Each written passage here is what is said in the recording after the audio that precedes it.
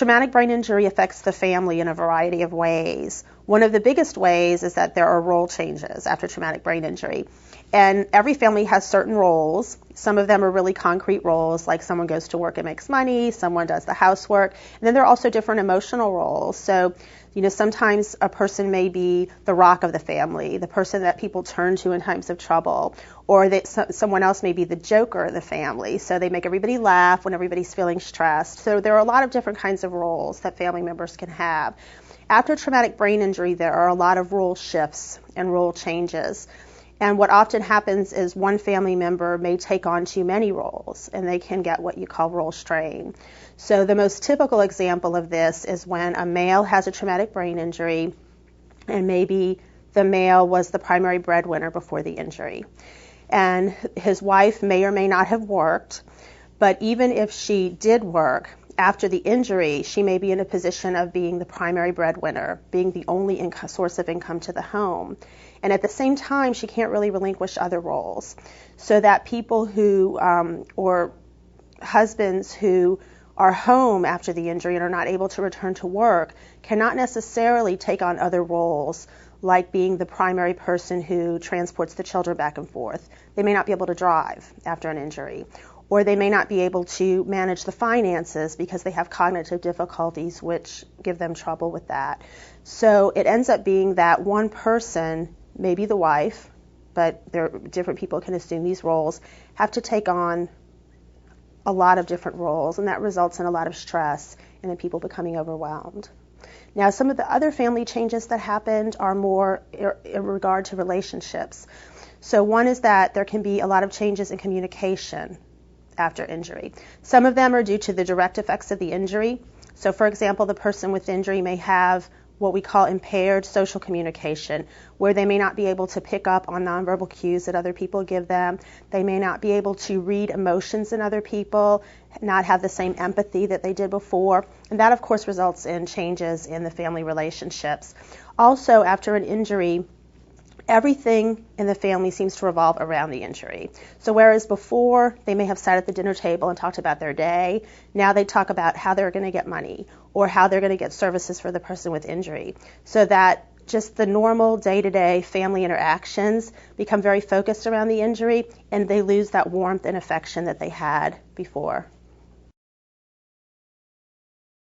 I think if you had a good relationship before the injury, that you're able to maintain that after injury, even though it's difficult at times. And naturally, people before the injury had various types of relationships. And so any problems that were present before the injury are going to, of course, be exacerbated after the injury. I think that the communication patterns are extremely important. So if there are problems, if people feel comfortable sitting down and talking with their family members about the problems, then that's going to result in more strengthening. And if they didn't have good communication patterns before, then it's going to be problematic. Family therapy can really help, and unfortunately, that's not one of the things that's focused on after injury. Many insurance providers won't even pay for family therapy unless it's specifically to help the person with injury develop better cognitive strategies or go back to work. So the focus on the family as a whole and the family relationships is often not there, but therapy can really help to repair relationships.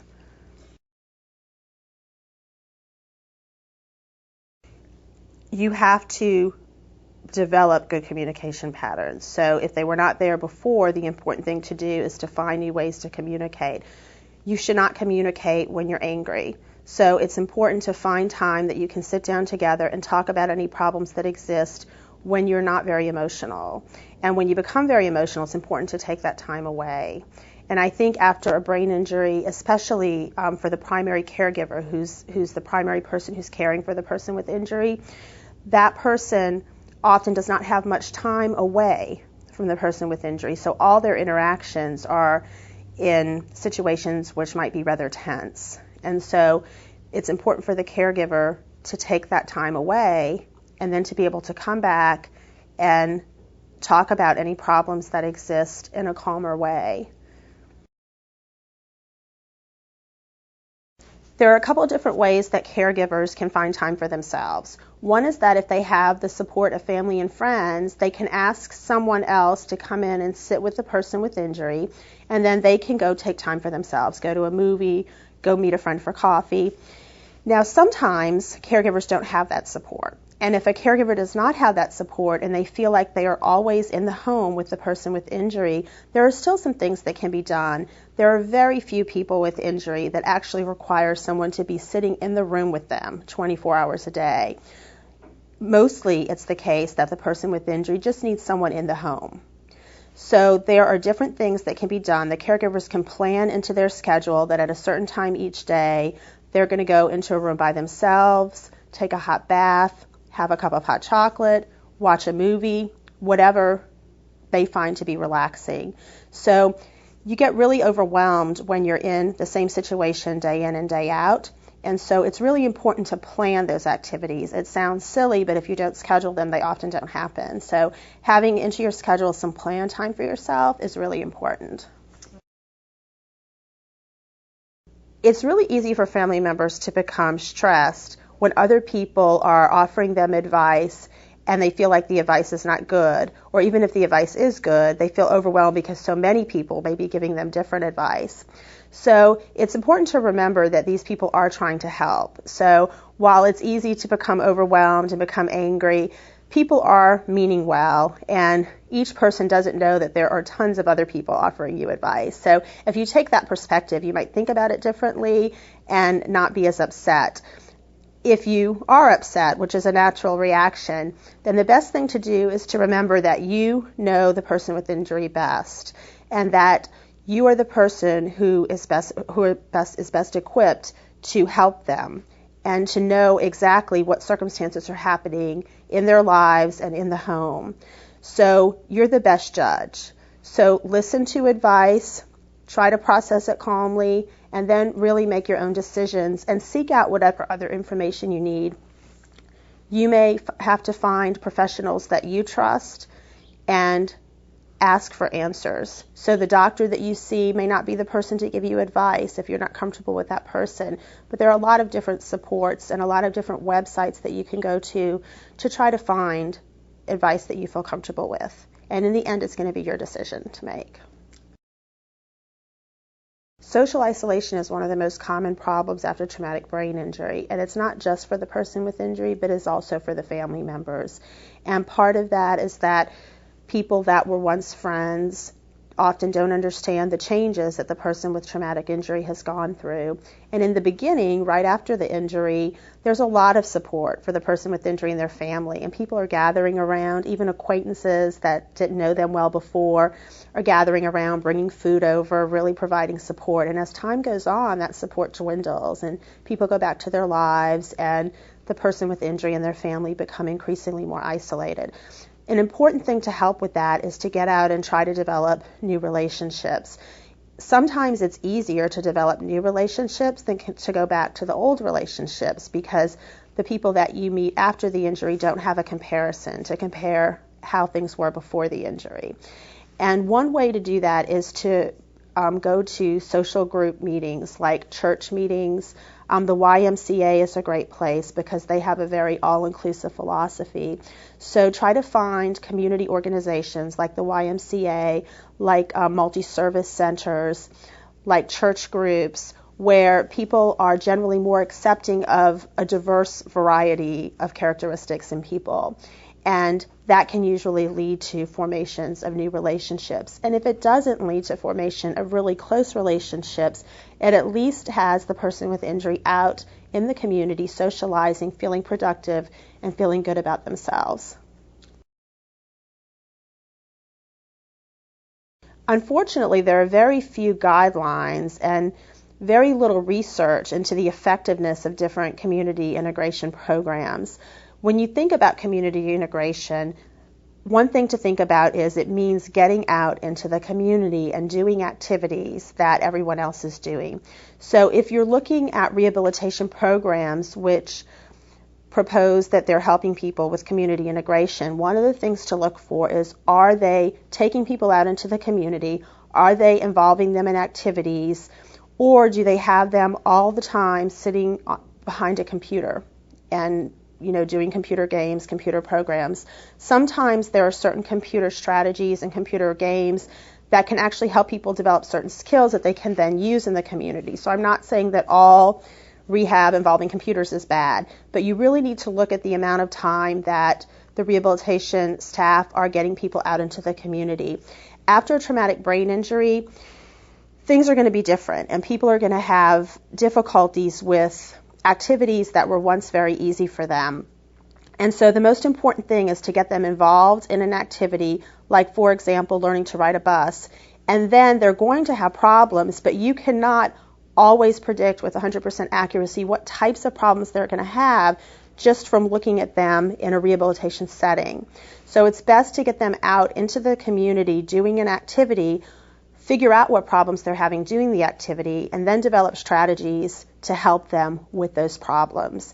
So again, the most important thing, and even if you're not in a rehabilitation program, the most important thing is to get the person with injury out, doing activities, looking at the situation, figuring out what problems they have, and then coming up with strategies to get around those problems, because that means that the strategies that you teach to them are going to be generalizable to their real world setting and help them to get back to their community activities.